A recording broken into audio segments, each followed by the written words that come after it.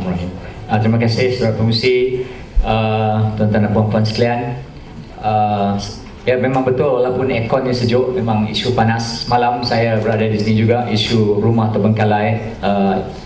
Belum saya nak uraikan ni, saya nak cakap sikit rumah terbengkalai for those who were not here yesterday. Sebenarnya isu rumah terbengkalai ni merupakan, saya kira, satu isu yang ketidakadilan yang nombor satu sekali lah, the biggest injustice done to the house buyers, kerana mereka yang membina rumah ni kononnya telah mengumpul berbilion-bilion wang rakyat, tapi rumah tidak disediakan.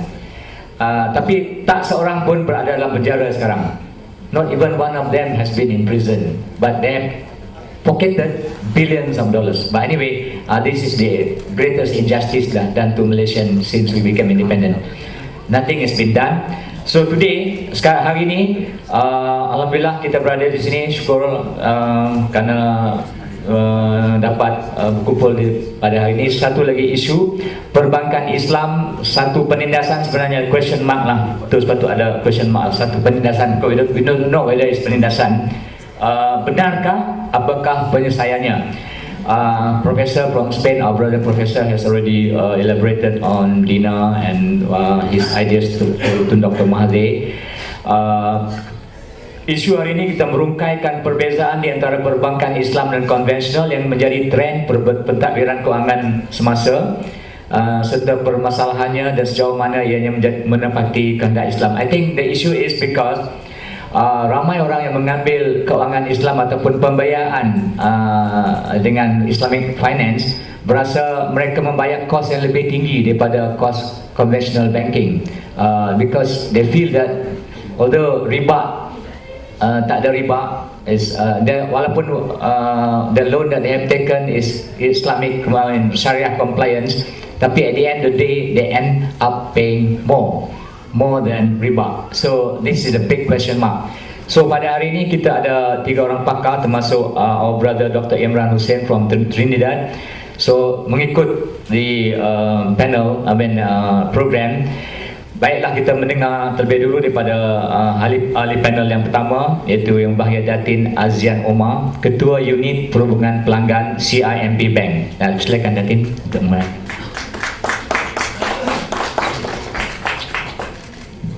Bismillahirrahmanirrahim. Assalamualaikum warahmatullahi wabarakatuh semua hadirin. Terima kasih moderator kita, Datuk. Sebenarnya sebelum tu ingin saya perkenalkan diri saya terdahulu. Saya Datin Azia Omar, adalah Ketua Bahagian Customer Resolusi, ya, Cawang CIMB Bank, ya, CIMB Bank Berhad. Dan saya di sini adalah untuk mendengar apa isu-isu daripada consumer out there, ya. Ya, bagi CIMB Bank, kita ada mengadakan satu unit khusus untuk menandatangani segala permasalahan yang wujud, ya, untuk penyelesaian, di mana itu adalah unit saya, ya. Saya mengetuai unit berkenaan untuk menerima apa-apa isu-isu yang berkenaan perbankan, ya, khususnya CIMB Bank.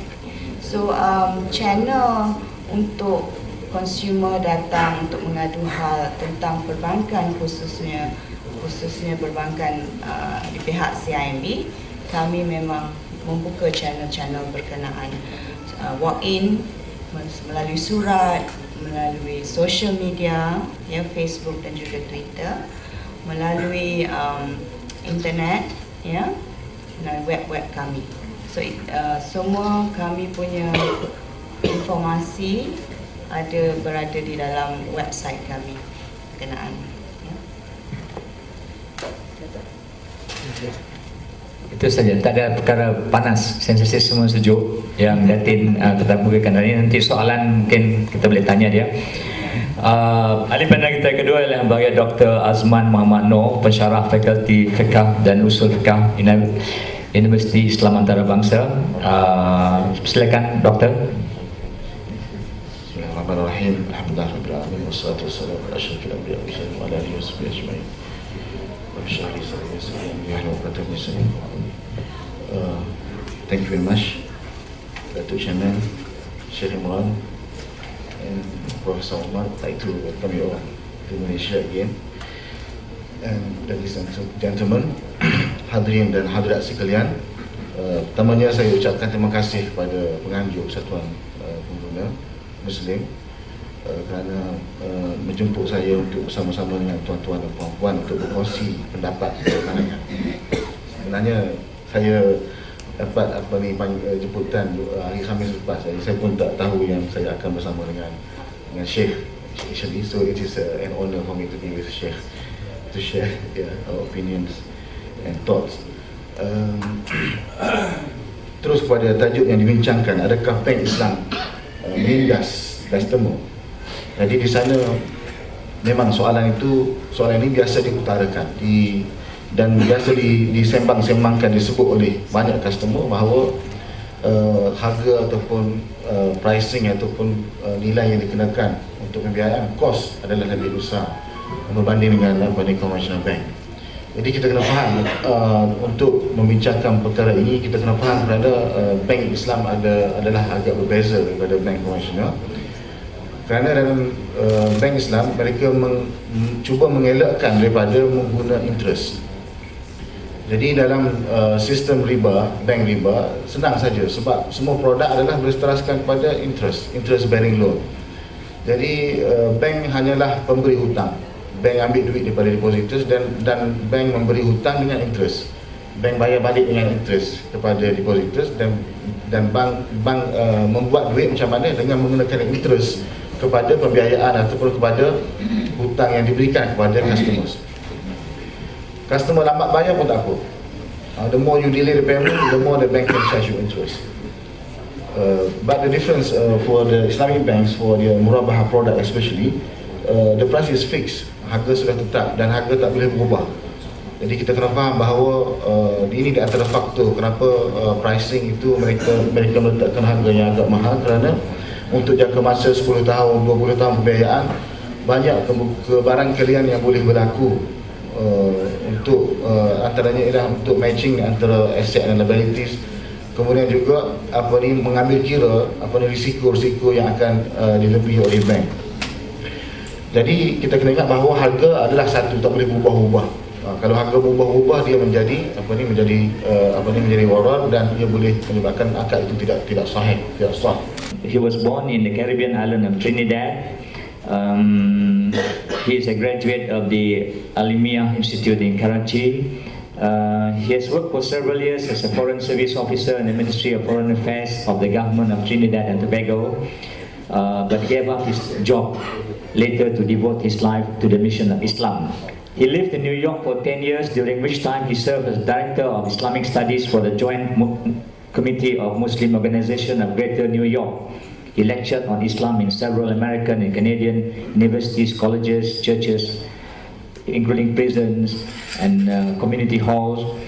He was Imam for some time at Masjid Darul Quran in Long Island, New York.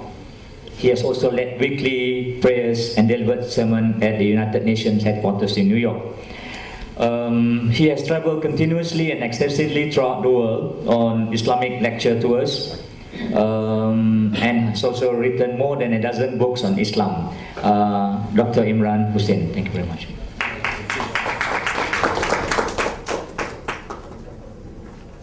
نحمده ونصلي على رسوله الكريم بسم الله الرحمن الرحيم. Brother moderator, fellow panelists, my distinguished and learned brother Dr. Omar Ibrahim Vadilio, brothers and sisters, Assalamu alaikum wa rahmatullahi wa barakatuh.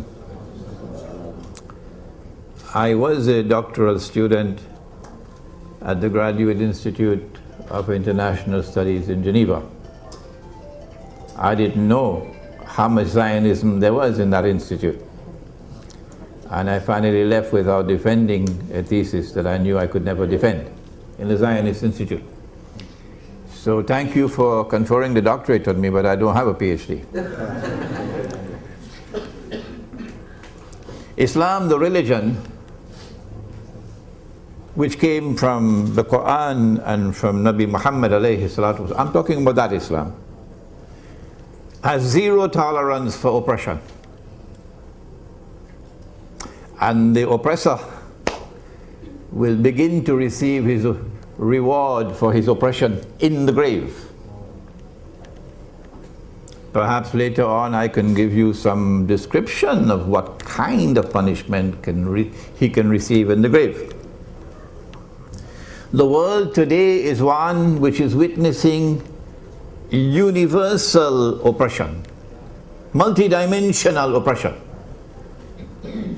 And if one cannot recognize that, then buy a one-way ticket to the moon.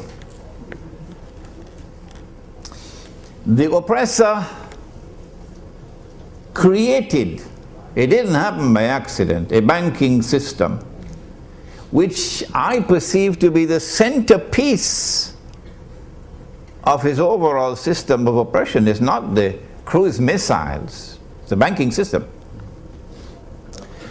That oppressor is identified in the Quran, in Surah Al-Ma'idah, verse number 51. We can speak about that later.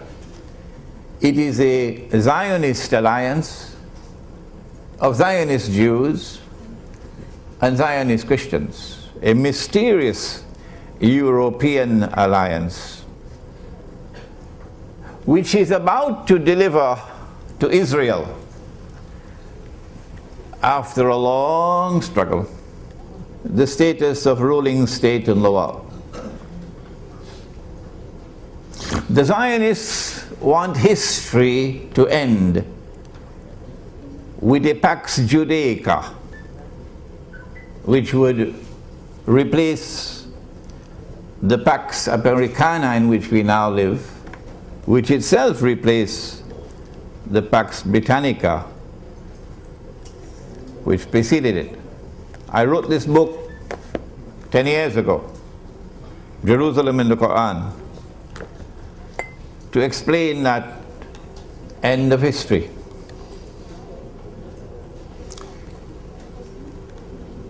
When Israel rules the world tomorrow, then a man would rule the world from Jerusalem, and Nabi Muhammad alayhi salatu wasalam described that man to us. But this subject belongs to Ilmu Akhirul Zaman, or Islamic eschatology, a subject which Islamic scholars, I don't understand why, are shunning. That man is, of course, Dajjal, the false Messiah. The US dollar is about to collapse. Even a schoolboy knows that. I don't know why the bankers don't know that. If they do, why aren't they talking about it? And why aren't they explaining to us why the US dollar is about to collapse? And how is it that Imran Hussein 15 years ago was saying that the US dollar, not only is it going to collapse, but it must collapse? Is he a prophet? Does he have an angel talking to him? Excuse me for my frustration, but like my brother Omar, we have been voices crying in the wilderness for a long, long time now. Why must the US dollar collapse? And we said that when it collapses, it'll bring down the US economy, and that will facilitate the transfer of power to Israel. And we said that the present monetary system will then have to be replaced with a new monetary system. This is monetary economics. They don't teach it in the Darul Uloom. And yet we get fatwa on money by people who have never studied modern monetary economics.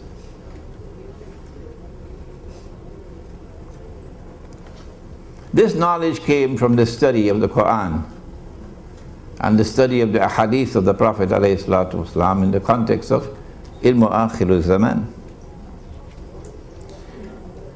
If the modern monetary system, which came out of Bretton Woods and which has come out of the international monetary system and the monetary fund, and the articles of agreement of that fund, which incidentally, and even Dr. Mahathir did not know it, prohibits what Allah made halal.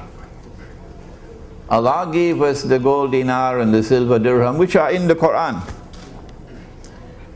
But we live in an age today where some people have a less than a passing acquaintance with the Quran. The dinar is in the Quran. Did you know that?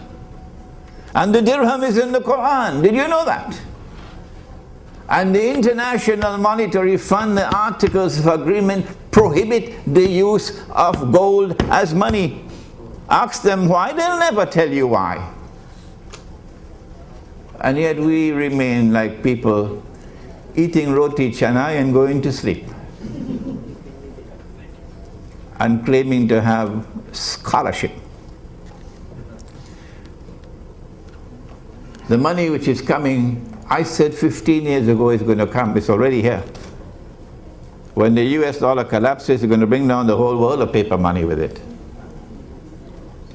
And this bogus and fraudulent and utterly haram paper money, which of course we can defend anytime anyone wants to challenge us or not, is going to be replaced with electronic money, which will be more haram and more dangerous.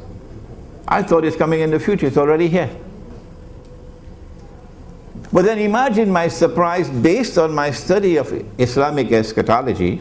2 years ago I realized that the same people who have given us paper money in order to rip us off and to reduce Indonesia to abject poverty, so our daughters will now be maids all over the world, our daughters, and be paid the salary of dogs and cats. Our daughters. The same people who are now giving us electronic money in order to have a system where you have espionage to track down every single transaction and to be able to close an account whenever they want to, whenever it's convenient. The same people are going to bring back gold and silver tomorrow as money.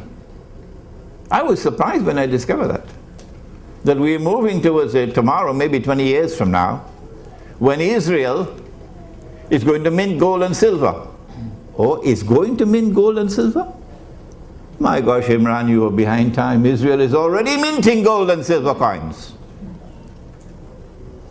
Go to Singapore, you see them on display.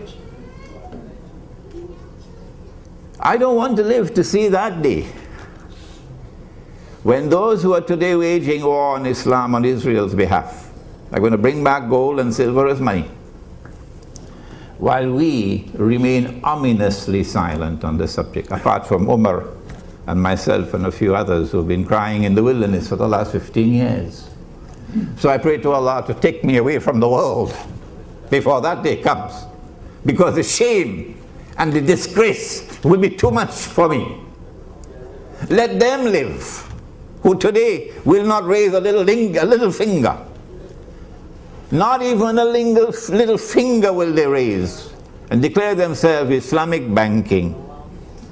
But they will never say that this paper money is bogus, it's fraudulent, it's haram.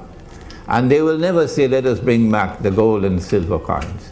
May Allah keep them alive for that day, so that they may face the shame and the disgrace of a people who have betrayed Allah and His Messenger.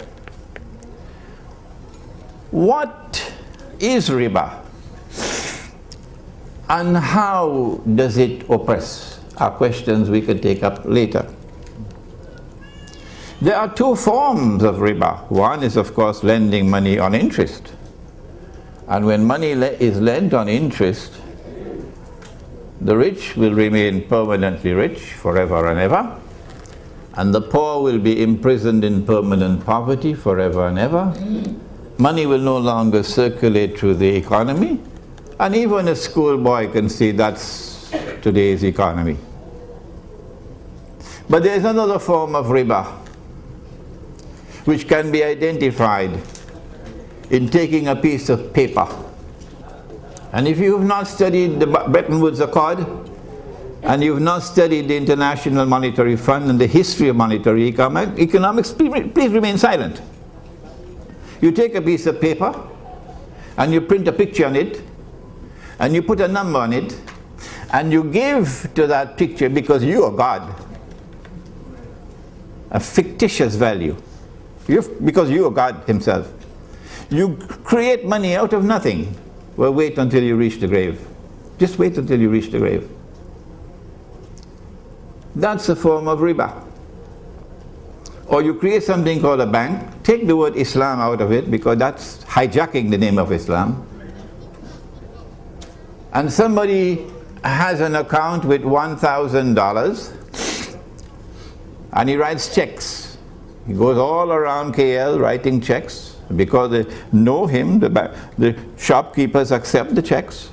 But you have 1,000 in your account and you write out checks for 20,000? You should go to jail. That's fraudulent. Schoolboy will understand that. Is this fractional reserve banking? Can this be halal? If that is halal, you should buy a one-way ticket to the moon. And so, it is not Islam when you lend money on interest. And it is not Islam when you say goodbye to money with intrinsic value that Allah created, and you create money out of nothing. That can't be Islam. But as Umar was mentioning earlier, there's also something called riba through the back door. And let us speak briefly on that before we end. Can I buy on credit? Of course I can buy on credit. Nabi Muhammad alayhi salatu wasalam bought on credit. Can the shopkeeper raise his price because he's selling to me on credit? The cash price is 5 ringgits. I don't have the 5 ringgits. So the shopkeeper gives me time to pay. But because he's waiting for his money, the cash price now has to be changed to a credit price. So the credit price will now be 10 ringgits because he has to wait for his money. Can a credit price be higher than a cash price? You don't need a degree from some Sharia institute. I mean, this is simple. This is 5 ringgits worth of common sense. That if you have to wait for your money, that the money should increase over time. That's riba. That is the essence of riba. That money grows over time. And so when the bank says, and they call it murabaha, they should define it, put in brackets after murabaha, backdoor riba.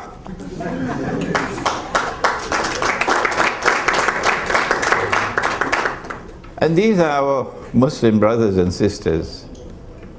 And we should warn them about the punishment. I hope somebody asks me about that question.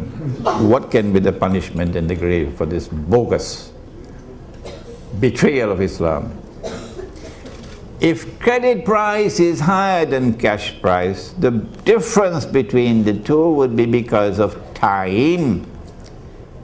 That money can increase over time, that's riba.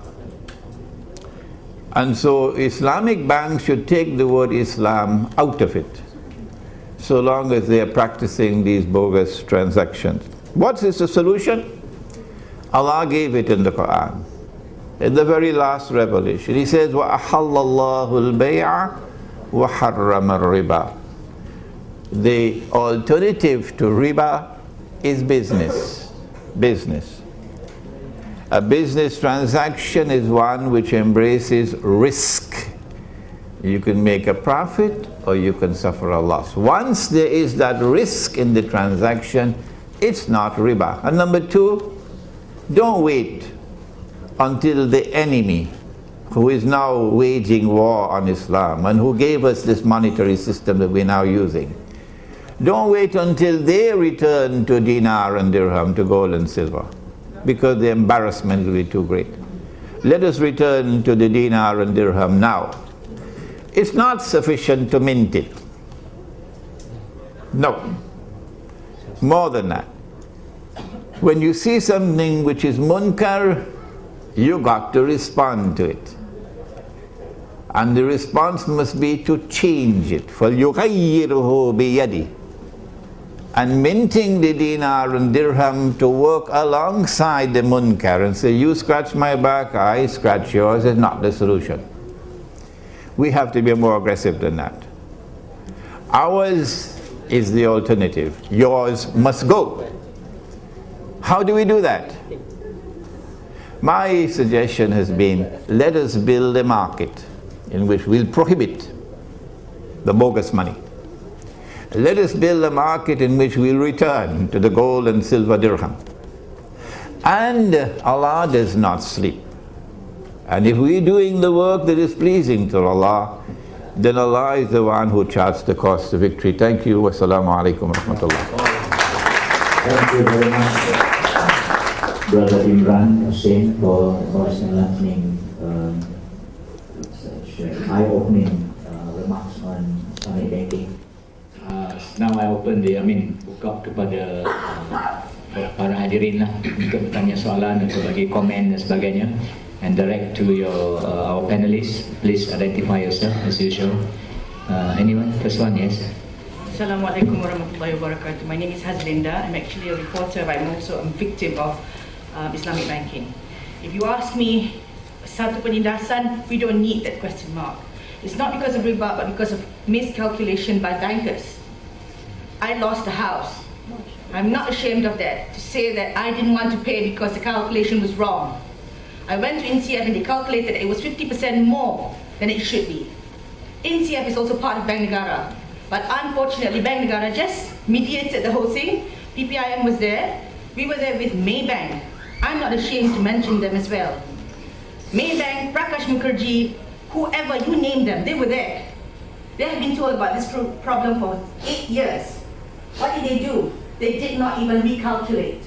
They were told that there was an extra of 150,000 to 250,000 on the loan given. We took a 375,000 ringgit loan to buy a house, and they charged us 793,000 to pay back within 19 years. I wouldn't mind paying if the calculation was right. It was based on 2 years of 6% and another 17 years of 8.25%. We challenged them to calculate. They failed to. What I'm trying to say here is, can CIMB or the university create an entity for people to go to ask if the calculation is right? We need a roof above our heads. We need a roof to actually sell off to send our children to further their education. Is that wrong? Now, when we brought this up, what the banks did was, they have a lawyer to take the matter to court. I'm sorry I have to share this in English so that Tuan Imran and probably the others who are more conversant about this matter would be able to respond. And I'm sure that in Azia, you can also feel the whole matter. Now, when we went to UIA to consult another lecturer by the name of Professor Zakaria Man, he gave me the majalah. I went through the trouble to read about Baibita bin Najir. It was too difficult for me to mention that term when I first took the loan. BBA was easier, but it was nonsensical. I should have spelled it some other way and put an I at the end. So when matters were brought to court, because we didn't want to pay and we wrote them thousands of letters to tell them it's wrong. Even the current CEO failed to look at it. Don't want to mention his name because I thought he's someone very respected. However, when it was miscalculated and we got NCF to tell our lawyers that we ought to fight this case, we were told that the current judge listening to such cases was from Bank Negara Malaysia, Rohana. We had even brought that matter to her when she was still in Bank Negara. What's the point if we keep circling in the same circle? I would like to know, Tuan Imran, what is the punishment for these people? And I would be very happy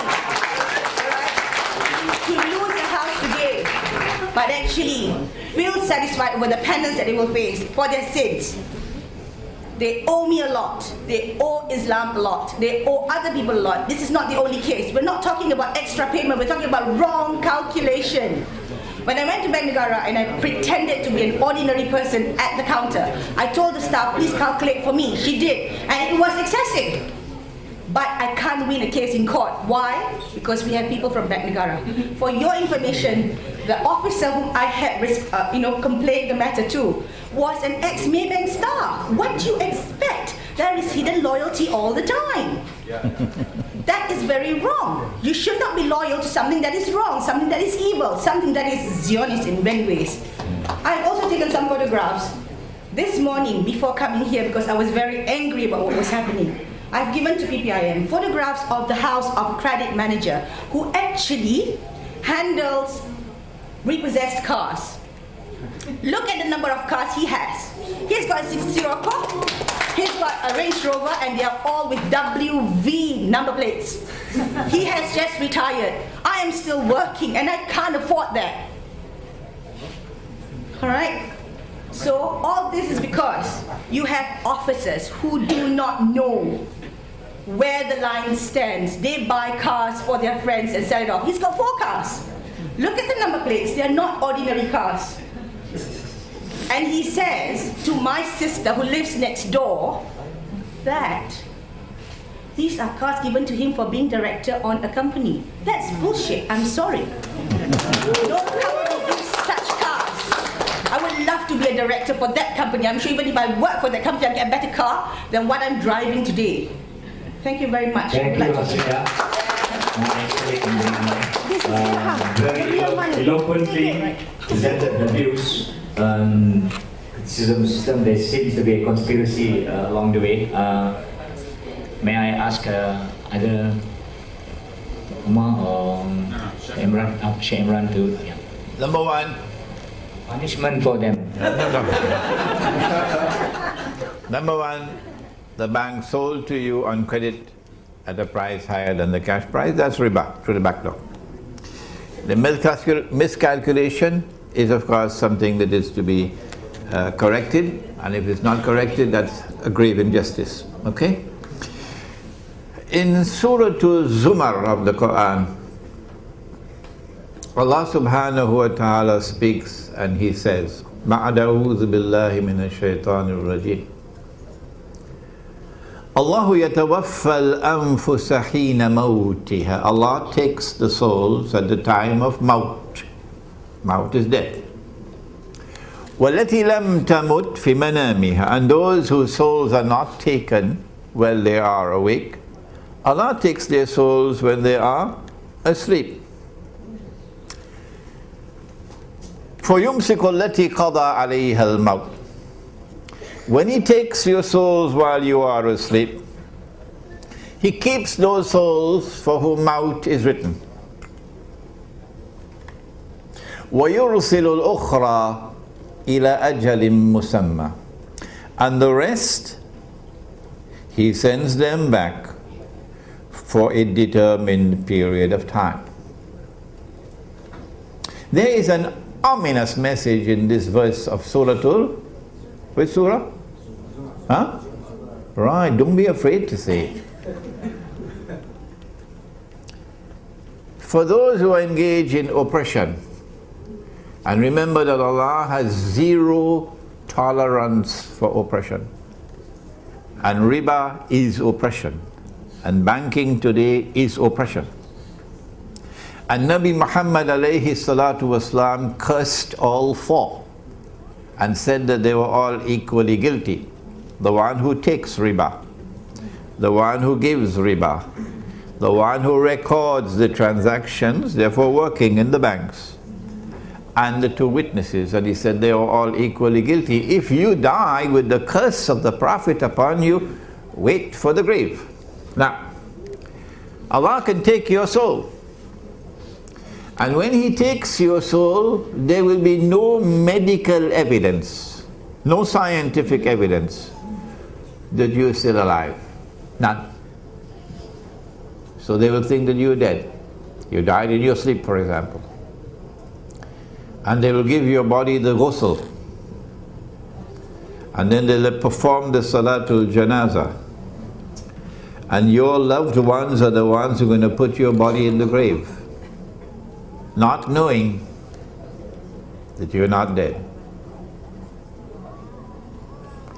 And I believe lots of people are dying this way now. I believe that. And when you have been buried, there is no light down there, none. When the last person has reached 40 steps away, then Allah can return the soul, as He did it last night for all of you who are here. So you will wake up from your sleep. But when you wake up from your sleep, you find no light in the room. So you'll call out to your wife, but you get no answer. You attempt to get up. You can't get up. There's no space to get up. So you begin to panic. You begin to feel. You say, but I didn't go to sleep in this clothing. I went to sleep in my sarong. What clothing is this? And then you're going to smell the camphor with which they bathe the dead body. And then slowly, slowly, slowly you will realize you've been buried alive. And they forgot to put a cell phone when they buried you.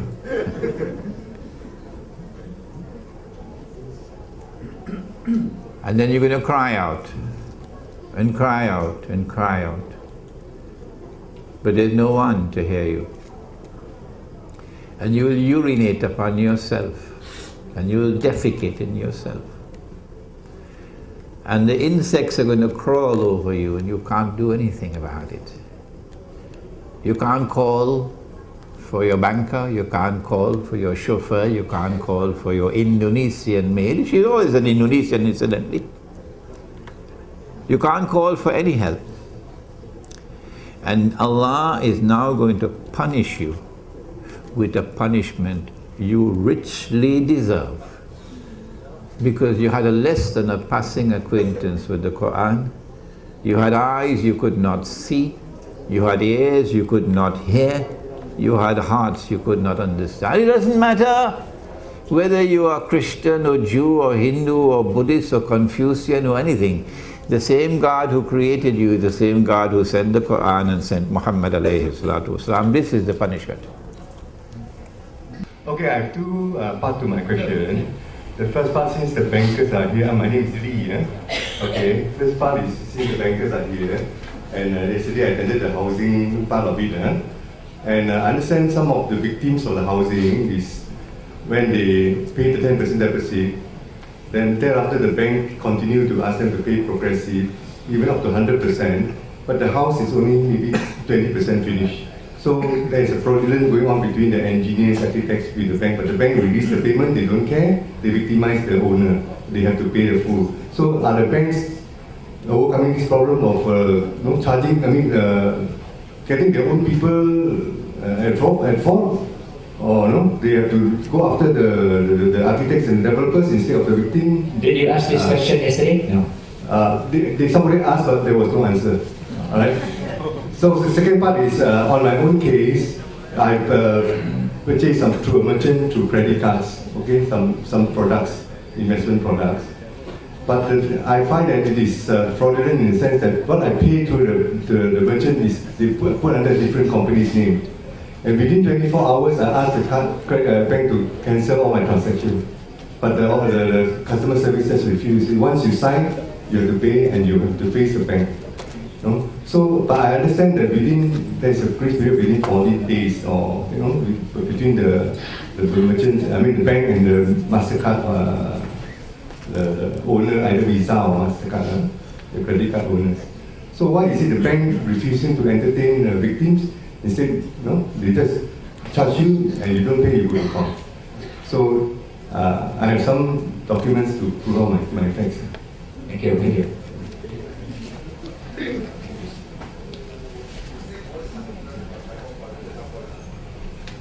Mr. Lee, the first question I cannot answer your first question in regards of who the bank will go after, because at CIMB resolution, what we will do is we'll sit with you case by case basis, and we will review your case. Because at CIMB customer resolution, we don't treat cases as universal or general. We treat them case by case basis. We will look in the terms of you as a consumer, yeah, you as the Malaysian, rakyat Malaysia or foreigners, yeah, and also what you have been contracted, what you have been promised. We will look through all angles at customer resolution of CIMB. Okay, on your part on the credit card, is it CIMB credit card? May I know, Mr. Lee? Yeah, one of it is CIMB. Yeah, I will just focus on the CIMB issues at this moment because okay, I would like to welcome you to my customer resolution unit. Just we can sit and we will review your issue. All right? Okay, we work together and we will look at your case by case basis, and we will review that. Okay, Mr. Lee? Why don't you go to Menara Bumiputra Commerce level 5? We open during working hours, even lunch hour. Okay? Thank you very much. Any other questions? Yes, please. May I specific? Yes, please. Yes, please. Please, sir. Yeah. A contractor is building a complex, housing complex, and he's not completed it as yet. In fact, may not even started it, but already he's selling the flats. It's an invalid transaction in Islam.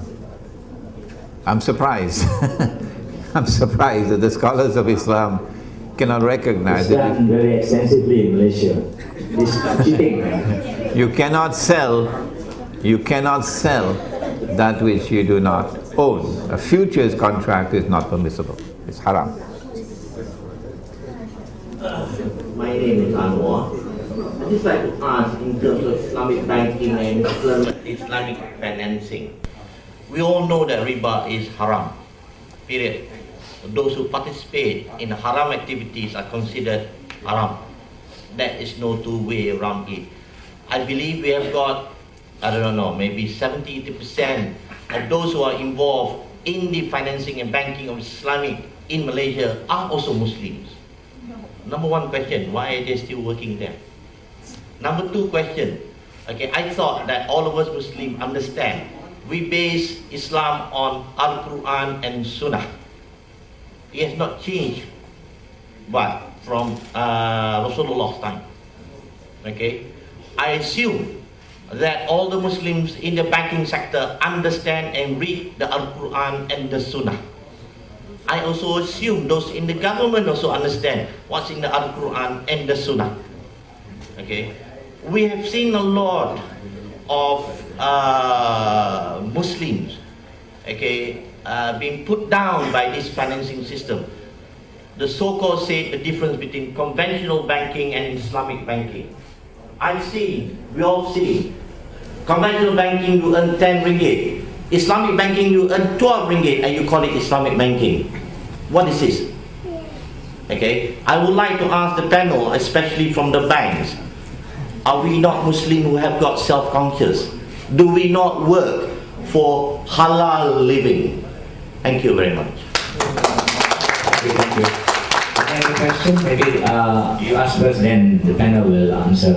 Bismillahirrahmanirrahim. Assalamualaikum warahmatullahi wabarakatuh. Saya Kemudian dari Lawang. Masalah saya bank muamalat. Tapi macam Datin cakap, dia bank dia. Tapi bank Islam, kalau bolehnya bank Islam semua sama. Maknanya mesti sama dia punya aturan. Okey, macam Syekh cakap, tetap dia riba. Okey, bank saya, rumah saya 54,000. Saya dah bayar 46,000. Masalah saya, mungkin ada masalah lah, saya ada kelewatan membayar. Saya dah 36 bulan lebih tak bayar. Sepatut lama dah dia lelok rumah tu. Okey, baru ni saya ada duit sikit, adalah saya kemalangan, dapat insurans. Saya bayar lebih kurang 10,000. Hutang saya 18,000. Maknanya lebih kurang dalam 6,000 lagi. Dalam masa terdekat ni, yang saya dah bayar 10,000, saya dapat surat lah, perjanjian nak bayar 1,100. Lebih kurang dalam 18 bulan. Tapi letter offer pada saya 1,100 selama 5 tahun. Tapi pembayaran rumah saya sampai 2021. Mana ada daripada saya Maknanya sekarang bila tak ada akad ceritanya, saya dah bayar 46,000, hutang saya ada lagi 68,000 selama 5 tahun. Saya buat rayuan, surat menyatakan boleh rombak balik macam mana kan. Riba tetap riba, dan macam mana solution kita nak buat riba tak riba ni. Macam saya dah bayar 46,000, saya ingat berapa ribu lagi dia nak habis 54,000 tu. Tapi ni masalahnya, dia kata 15 hari bulan hari dah. Dia akan surat-surat dia tu, kalau saya tak bayar lagi yang 6,000 tu. Tapi saya dah buat surat rayuan menyatakan suruh sambung sampai 2021. Kalau 1,100 maknanya lebih kurang dalam 550, tetapi tetap juga saya nak bayar lagi 68 campur 46, 100,000 dengan rumah murah di awal. Terima kasih.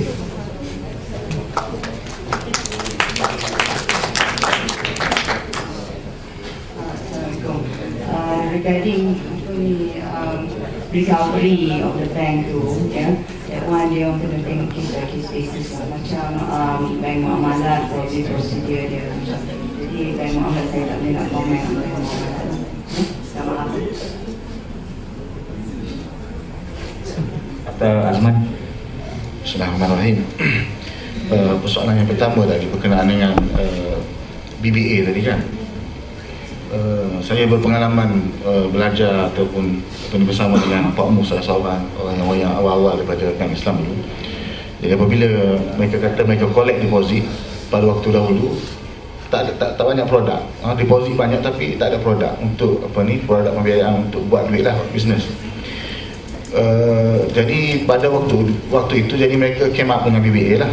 Jadi saya tak nafikan mana usaha yang sudah dilakukan oleh mereka yang terdahulu adalah usaha yang baik. Cuma kena improve lah. Memang tak dapat nafikan. Kadang-kadang kita tak dapat identify siapakah contracting parties, developer, customer beli dengan developer ke, customer beli dengan bank. Kalau sepatutnya customer beli dengan bank. Kalau rumah tu tak siap, bank yang bertanggungjawab kena kejar developer.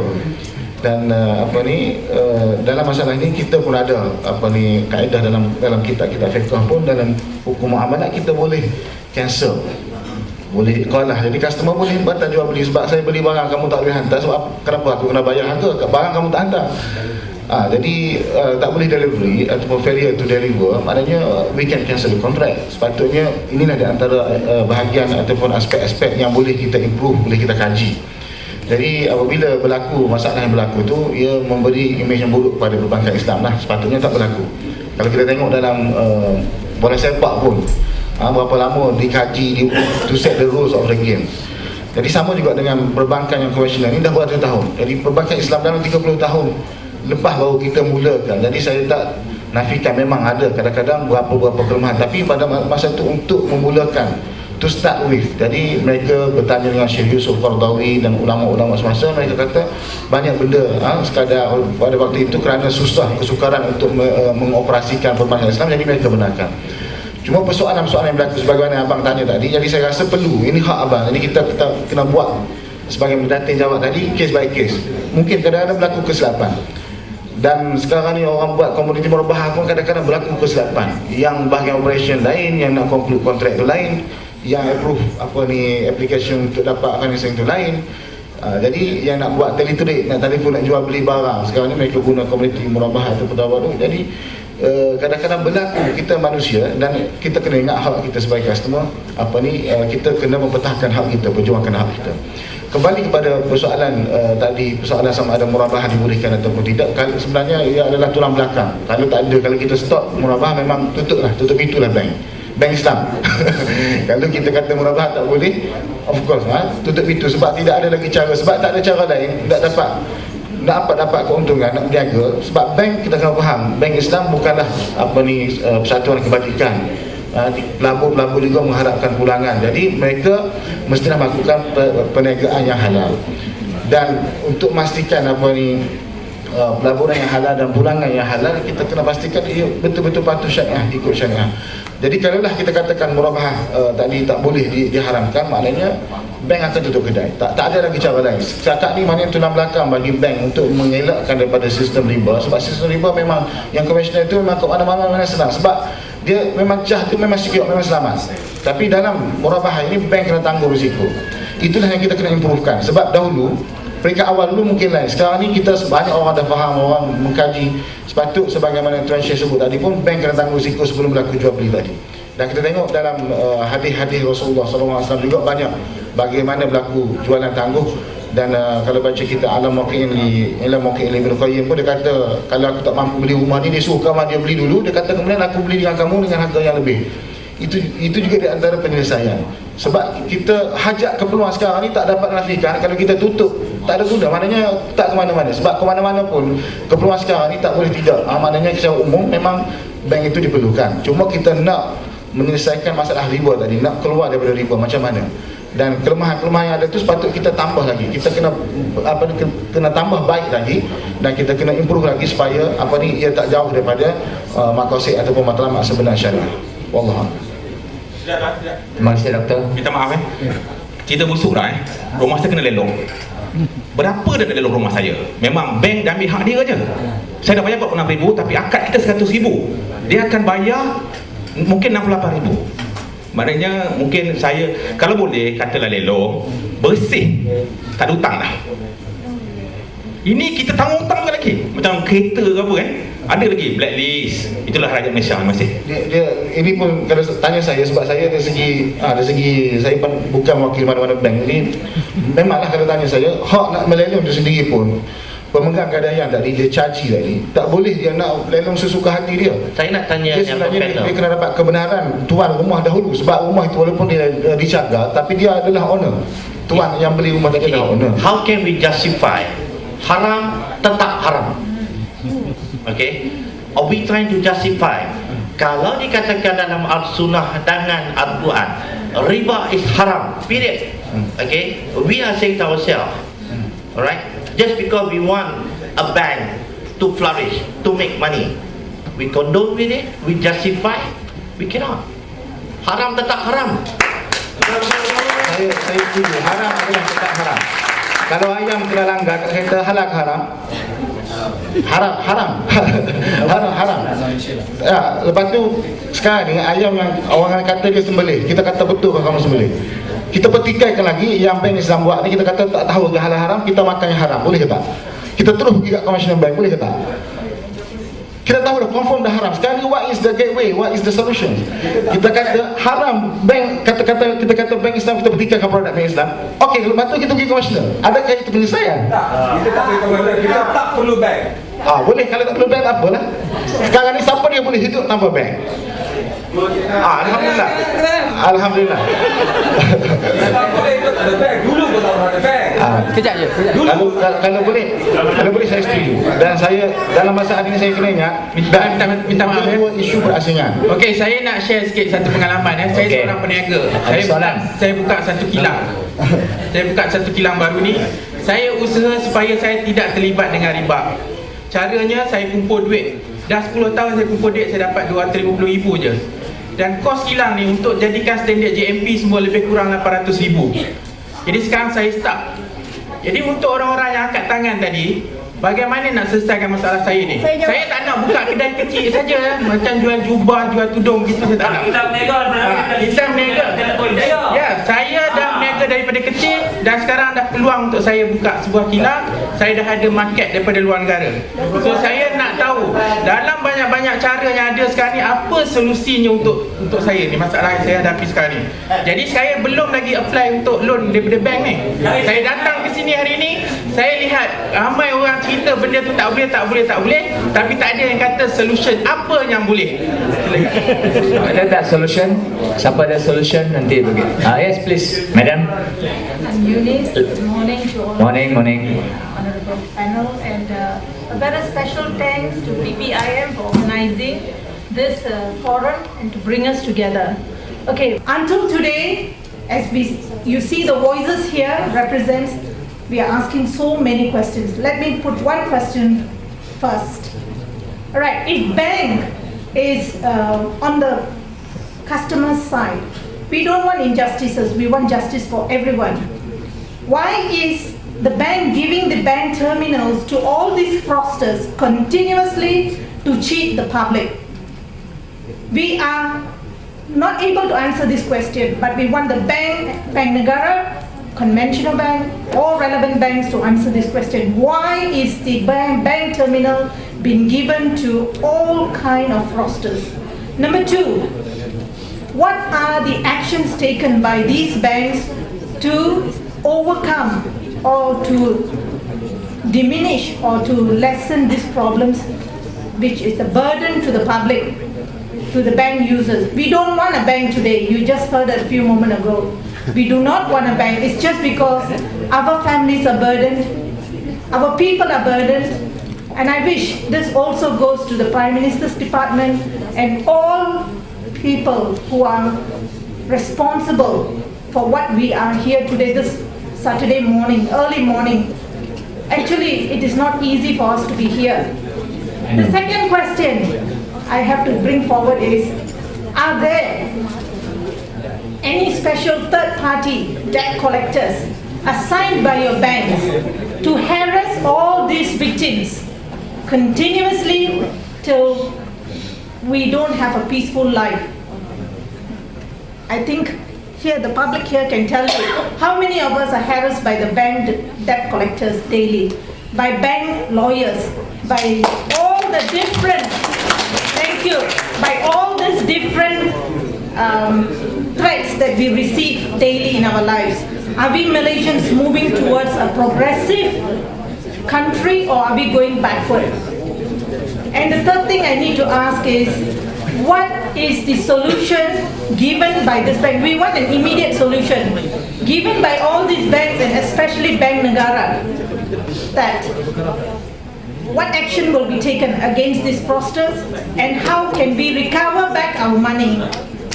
With this, I wish to thank all those who are participating, all those like Prof. Imran and our Professor Omar, and all these people who have been really giving a listening ear to the public.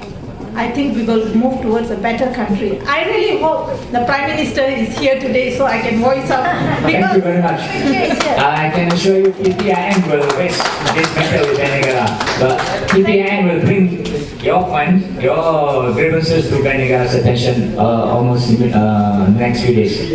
Thank you so much. Thank you. I think she can answer because she's not from Bank Negara. So, yes, any other question? We have another 20 minutes or 15 minutes left. I just have a short question to ask. I'm so sorry because I'm just in the middle of this event, so sorry. I just want to ask about the interest rate of the Islamic. Sebab saya perasan. There's no interest in that. Yeah, there is. They call it as profit, etc. But it still has an interest, right? It just tukar nama saja kepada profit. Okay.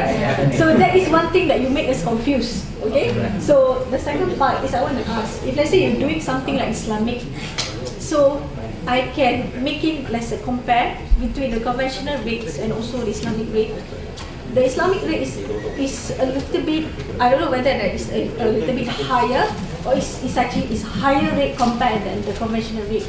Okay, but to me my point is here, due to this interest rate is high, but it's Islamic, by right as Islamic, the interest rate should not be higher than the conventional, because if it's higher than conventional, it's like a burden to us. Because we do it as Islam, we should help each other, right? So that is my point lah. But if you can answer it, my question, thank you very much.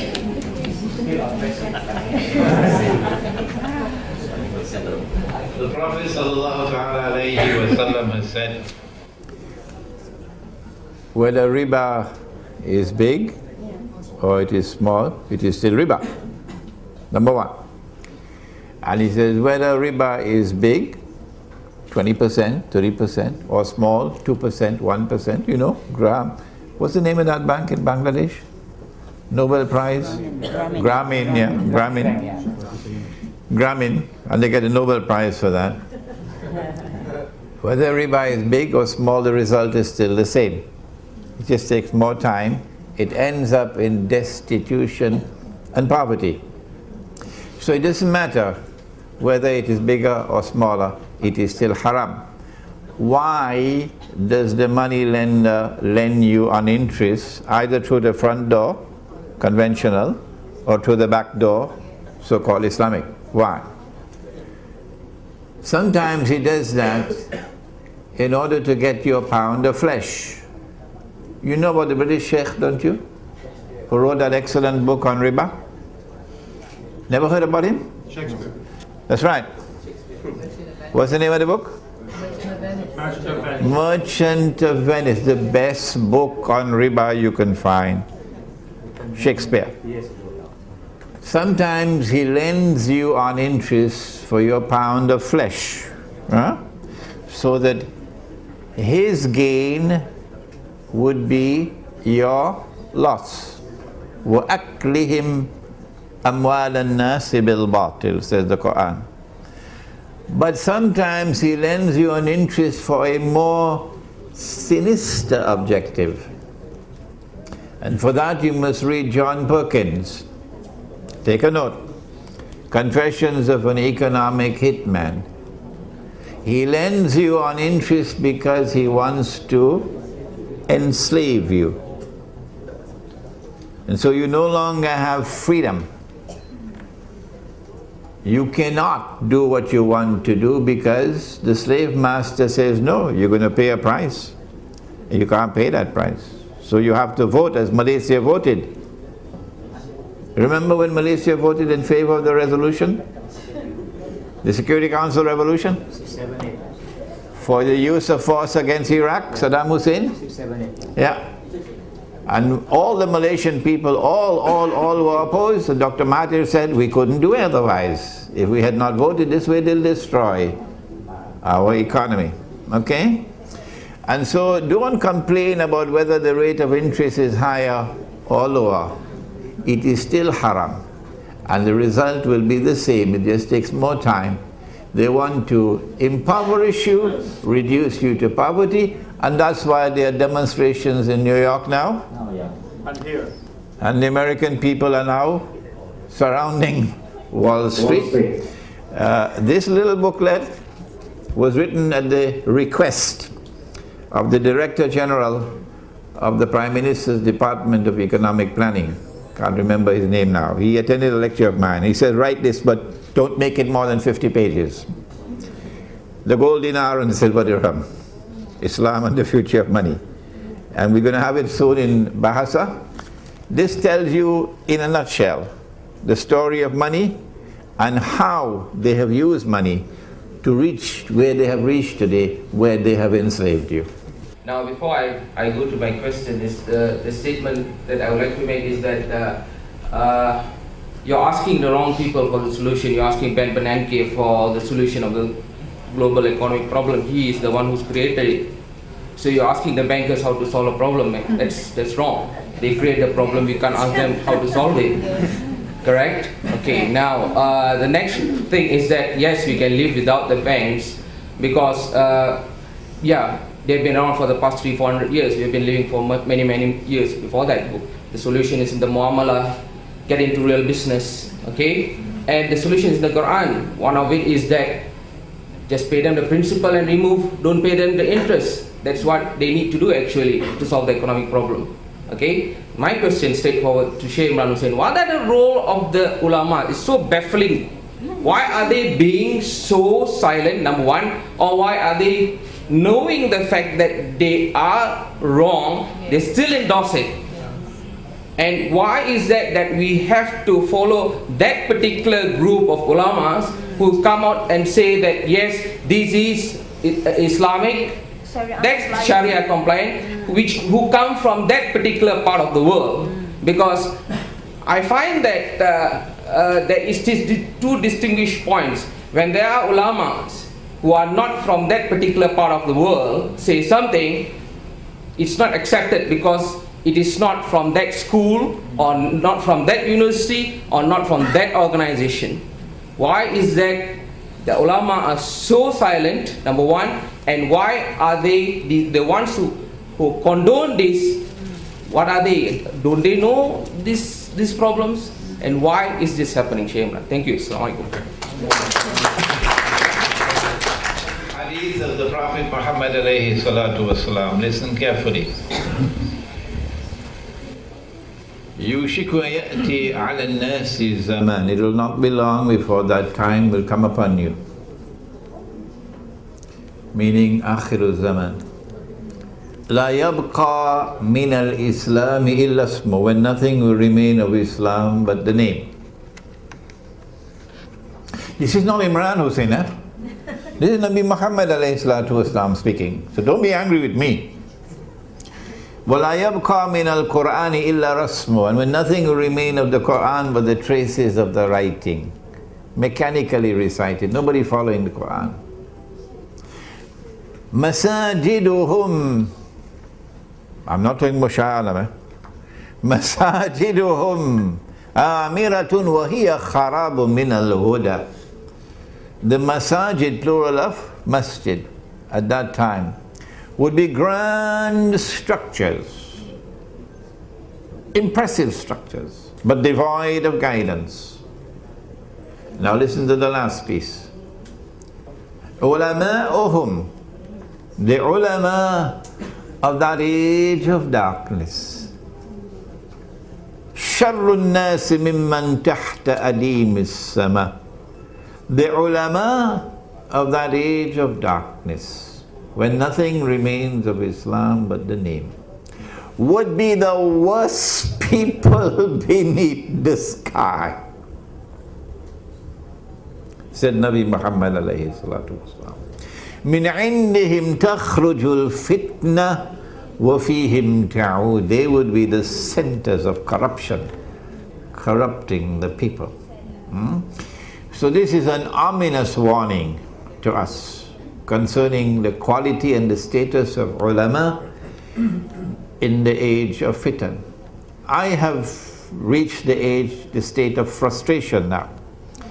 So as a result of this, I am now saying, if you differ with me when I say that this paper money is bogus and fraudulent and haram, if you differ with me when I say that this so-called Islamic banking has backdoor riba in it, well, fine, let the people choose. And if they are blind, they'll choose blindly and they'll pay the price for it. Because the people must have the choice to make.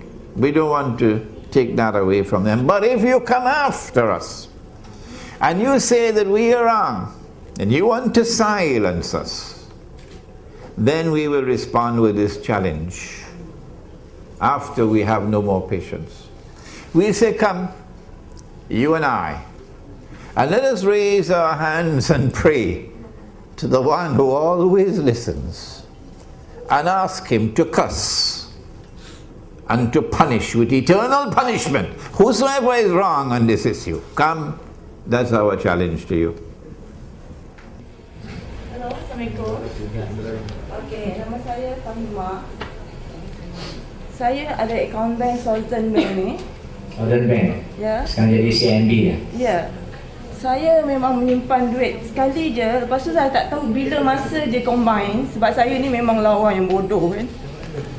Duit saya, duit 1 minggu kat dalam bank ni. 1 minggu punya kerja tahu, walaupun 100 tu 1 minggu punya gaji kerja saya. Okay. Saya tak tahu bila dia combine. Lepas tu bila saya datang, saya tanya mana Southern Bank tu dah jadi CIMB. Saya datang dekat sana. Dia kata close account. Dia cop je. Cop saja. Saya tanya mana duit saya. Dia kata dah cari saya tak jumpa. Itu je jawapan dia. Sekarang saya tak tahu mana duit saya CIMB pegang ni. Walaupun RM100 saya nak duit saya.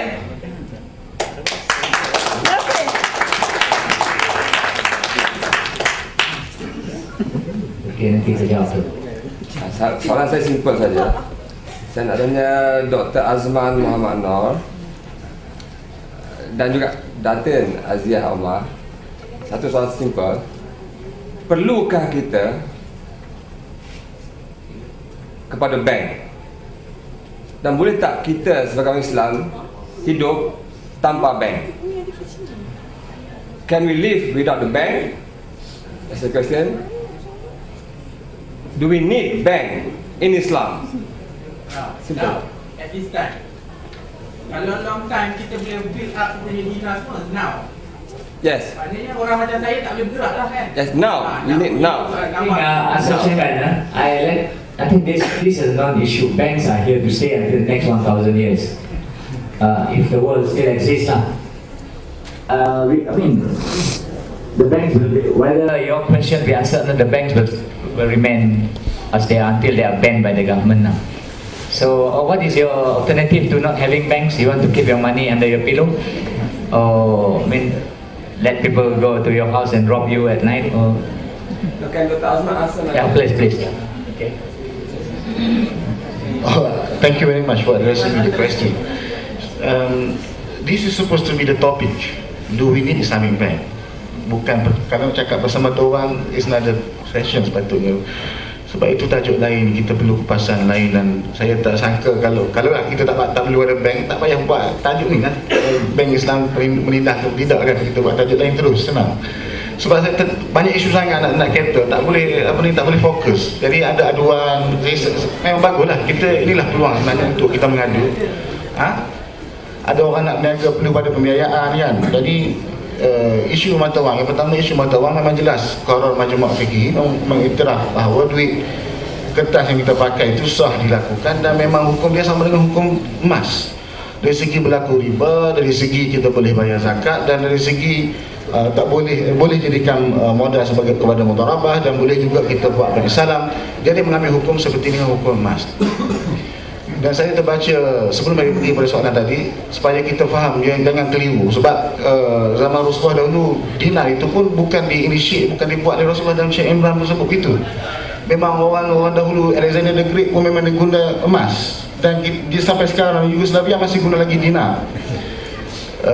Dan kita kena faham bahawa Islam datang, dan Islam mengiktiraf penggunaan mata wang tanpa menyebut bahawa kamu mestilah hanya satu-satunya, bahawa inilah the only, maknanya mata wang. Sebab Selama pernah nak mencadangkan supaya menggunakan kulit unta untuk jadikan sebagai mata wang. Dan Imam Malik juga kata kalau kamu guna kulit unta, kalau kamu beli emas yang tangguh, tak sah. Dia akla karih Tuhan. Aku tak sokong, tak setuju kerana berlaku riba. Dan kita tengok juga dalam masalah fulus, duit yang diambil daripada mata wang, mana ulama dahulu mengiktiraf bahawa boleh digunakan, cuma khilafnya adakah dia sama dengan emas atau tidak tadi. Dan kita tengok mutakhir Syafi'iyah menganggap bahawa tak sah sebagai mudharabah kerana ia hanyalah sebagai silap ataupun sebagai barang dagangan. Persoalan ditanya perlukah kita kepada Islamic Bank? Saya tak payah jawab soalan itu, tuan-tuan sendiri boleh jawab. Sekarang ni perlukah kita hidup tanpa bank? Sebagaimana saya tahu, cara hidup sekarang ni tak sama. Kita nak travel, nak beli tiket, kita guna kredit card. Kalau kita tak ada kredit card Islam, kita guna konvensional, memang kita buat riba. Kalau kita memang mana-mana pun pimai-pimai memang tak boleh. Kalau boleh, saya memang kalau duduk kat kampung kita isolate, kita duduk in an isolated places in remote areas, of course maybe you can do that. But if you want to travel, if you want to purchase things, mungkin kita perlu kepada penyelesaian. Bagi saya, isu riba tidak sama dengan isu mata wang, isu berasingan. Kalau kita guna dinar sekarang pun, adakah berarti kita selamat dari riba? Mungkin boleh buat riba juga. Sebab zaman Rasulullah dulu, waktu diharamkan riba, waktu itu dinar, guna emas. Wa halallahu al-bai'a wa harrama riba. Allah mengharamkan jual beli, Allah menghalalkan jual beli, mengharamkan riba. Kalau kita markup harga pun, sebab itu jual beli harga satu harga saja. Tak kira lah harga kurang, tapi harga satu harga, tidak sama. Kita kena faham bahawa murabah tidak sama, jual beli tidak sama dengan riba. Kalau kita tak faham, tak boleh bezakan dua itu, memang kita kata lebih kurang, sama je, sama saya tipu daripada belakang, pintu belakang. Itu tidak tepat. Sebab kalau kita guna dinar sekalipun, bagi saya kalau kita masih lagi riba, sama. Kita guna mata wang mana-mana pun, kalau kita buat riba. Kita kena faham, itu dua isu berasingan. Nak bincang sama ada perlu ada bank, tak ada bank, itu tuan-tuan boleh tahu bahawa sekarang ni memang tak boleh tidak, bagi saya memang keperluan manusia. Cuma kita cari penyelesaian cara Islam macam mana supaya kita selamat tak jatuh pada riba. Zubair bin Al-Awwam pernah ambil duit, orang letak duit kat dia, wadiah. Dia kata ini bukan wadiah, ini adalah salaf. Innama huwa salaf. Aku tak berani kalau aku wadiah, aku tak boleh guna duit ini, tapi aku guna duit kamu. Maknanya dia seolah-olah ada orang dakwa dia adalah the first banker. Rasulullah tidak pernah melarang dia mengambil deposit daripada orang ramai. Dia guna duit itu, dia invest dan dia kena garanti sebab dia hutang daripada orang ramai. Tapi hutang dia tak bayar riba. Nampak? Hutang dibolehkan dalam Islam, tapi yang tak bolehnya ialah riba. Itu kita kena faham dua isu yang berasingan. Takut kita confuse, jadi kita bawa pandangan kita rasa kita salah satu yang sampai tak sah buat haji dengan duit ringgit, bayar zakat tak sah. Bagi saya ini adalah benda yang sangat pelik. Dan qarar majma' fikih memang mewakili negara-negara Islam dan ulama-ulama, bukan seorang council, Islamic Council, mengiktiraf sah. Tiba-tiba kita kata tak boleh, tiba-tiba kita kata ini haram, tiba-tiba wallahu alam. Jadi saya menghormati pendapat Syekh mengatakan itu adalah pendapat dia, ijtihad dia, dan saya menghormati. Saya sangat kagum dan saya sangat menyokong. Kalau kita kembali ke dinas, saya sokong kita adakan mata wang alternatif. Sebab sekarang ini berlaku penindasan, tapi bukan semestinya kembali kepada dinas saja. Sebab umat sendiri pun dia fikir untuk cari benda lain. Mungkin alternatif currency can be the solution. We can use one universal currency, for example, instead of kita gunakan duit fiat money as we use nowadays. Saya sokong, cuma bagi saya dua isu berasingan. Kalau nak promote dinas, saya sokong, saya setuju, tapi jangan attack Islamic Bank. Kalau nak attack Islamic Bank, boleh kritik, tapi kritikkan yang membina. Kita nak memperbaiki, nak menambah baikkan. Bagi saya itulah cara yang terbaik. Kalau tidak, tak ke mana-mana, kita rompak habis, kita habis ke belakang semula, tahu ke mana. Wallahualam. Pada puan yang ada Southern Bank tadi, I think PPIM akan bantu puan mendapatkan wang itu kembali. Ya, PPIM. Siapa PPIM dari sini? Ya, just is Southern Bank branch saja. Sekarang di CIMB Bank. I think can be settled. I think kalau tak, boleh. Desalan. Kenalkan diri. Assalamualaikum. Nama saya Hamidun, ahli PPIM juga dan mangsa pada bank. Soalan terakhir sebab kita coach sebelah sana. Rumah saya pernah kena lelong dan sekarang pihak yang tertentu tu ikut saya. Sampailah dikejar saya dengan keluarga saya, mak saya tanah reserve Melayu di Kampung Datuk Keramat dah pun dimusnahkan. Jadi tanah reserve Melayu kita ni macam tak ada harga diri. Nak dimajukan, kita yang duduk daripada penduduk asal tanah reserve Melayu tu boleh diikhtiharkan setinggan tanpa mengajak perbincangan yang sempurna. Itu semua dengan dasar penipuan yang wujud dalam Dewan Bandaraya Kuala Lumpur, ahli-ahli politik, pihak-pihak yang berhajat. Apa yang saya nak kemukakan di sini ialah kita ada undang-undang, tapi dari perihal undang-undang Bank Islam kita tak pernah ada syariah, kehakiman syariah yang menghakimkan tentang harta-harta umat Islam yang dalam perbankan Islam ini. Cuma dalam, saya tak pandai sebutlah, dengan keadaan undang-undang yang sekarang. Undang-undang yang sekarang bila dihakimkan adalah terletak dengan cara-cara yang bukan Islam. Maknanya tak ada roh di situ. Saya keadaan sakit, saya keadaan ibu tunggal, saya baru jatuh, dihempas, dipukul oleh 4 orang. Keadaan saya uzur, bengkok sana, bengkok sini, saya memang tak boleh kerja. Saya kerja dengan rapid KL tu yang tu transit.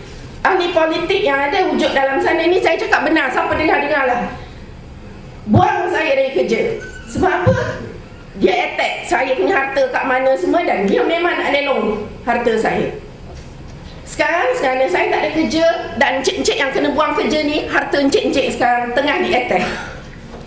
Terutama sekali orang yang duduk atas tanah reserve Melayu. Tanah reserve Melayu ni adalah menandakan bumi negara kita ini adalah hak kita. Kalau tuan-tuan semua biarkan keadaan ini, berarti tuan-tuan Melayu semua tak ada harta, tak ada negara. Kena ingat tu betul-betul, negara kita adalah sedang dijajah kemasukan antarabangsa. Jangan ingat ini perkara biasa. Dan saya minta maaf pada Tuan Trinidad. I tak tahu nak cakap, I'm sorry. Tapi kerana Tuan datang dari antarabangsa, saya harap Tuan juga bergerak untuk mewujudkan permahkamah syariah di antarabangsa, supaya harta-harta umat Islam walau di mana saja berada dan tidak berpuas hati dengan mahkamah biasa ni, boleh kita lagi tuntut di dalam syariah. Kat situ barulah harta kita dapat diselamatkan. Dan wang-wang Baitul Mal itu boleh digunakan di dalam saluran mempertahankan hak umat Islam. Jangan kerana Islam PAS dan Islam UMNO kita jadi mangsa. Saya bukan ahli politik mana-mana orang sekalipun, tapi saya tidak menerhaka dengan negara ini dan bumi ini. Lillahi ta'ala. Sekian. Terima kasih, terima kasih. Dia nak jawab. Okey, ini jawapan tak ada orang boleh jawab sangat. Ambil soalan ni. Kerana tapi PPIM ada rekod Puan punya hujah tadi ataupun masalah, dan kita akan bawa kepada pihak yang tentu. Maybe last one, our friend here who has been waiting since 7:30 just now. This morning. Hello. Good morning. Yes, yes. My name is William Hui. Years ago, when Bank Islam set up, I read Chinese paper that Bank Islam help Malay free interest. Free interest. Only service charge only. Now I was shocked, man. 300,000 pay 700,000. I think this is something wrong. I hope CIMB you charge interest, pay back the interest lah to the Muslim. Yeah, you got many millions what. Because I got 10,000 members. I am NGO also. Canteen Association. Canteen Association. 10,000 schools. Yeah. And all the Malay, I say, congratulations, now Islam take care you lah. No interest one. Buy house also no interest, is so happy lah. Now I was shocked, man, how this is. And bank make millions of dollars. I hope I suggest write to Najib, Satu Malaysia, help the Muslim lah. Yeah. Pay back the interest. Thank you.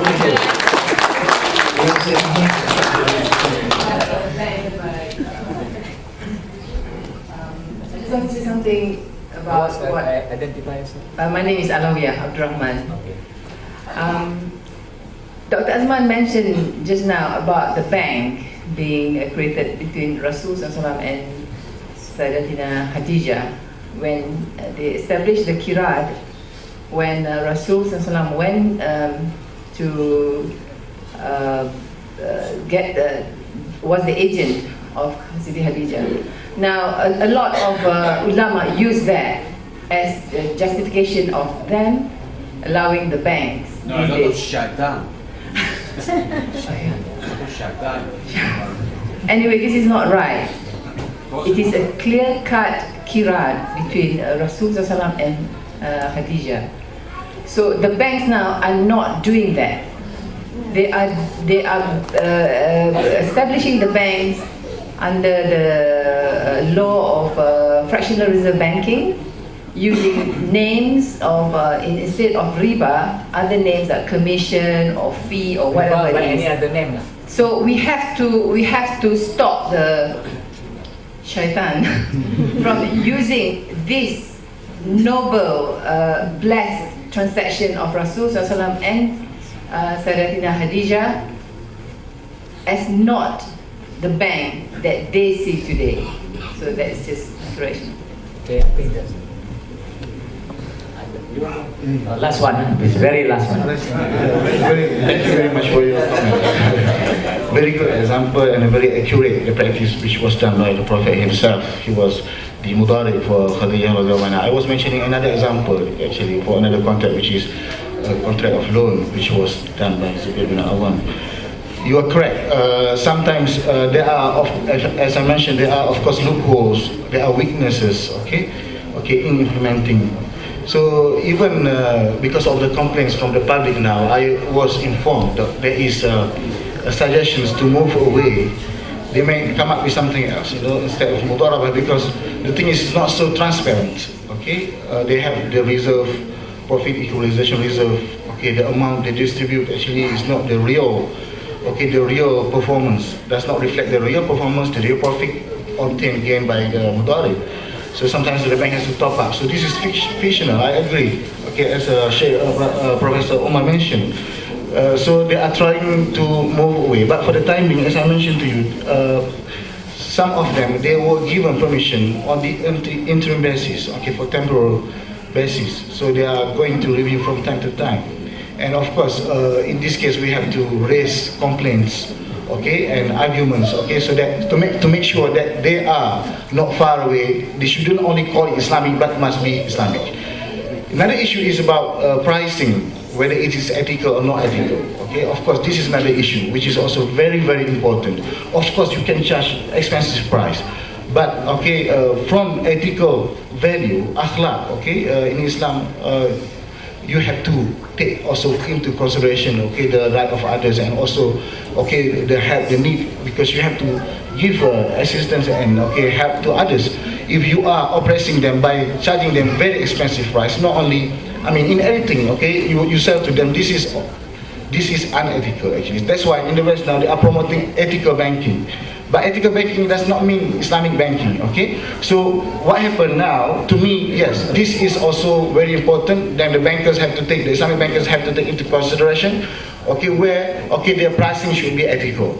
Okay, the pricing, and they should be transparent. Okay, the price must be known, the way they calculate must be known, and there shouldn't be any oppressions, or there shouldn't be any fictitious or anything which is hidden, any fancy transactions behind the whole transaction. Wallahu a'lam.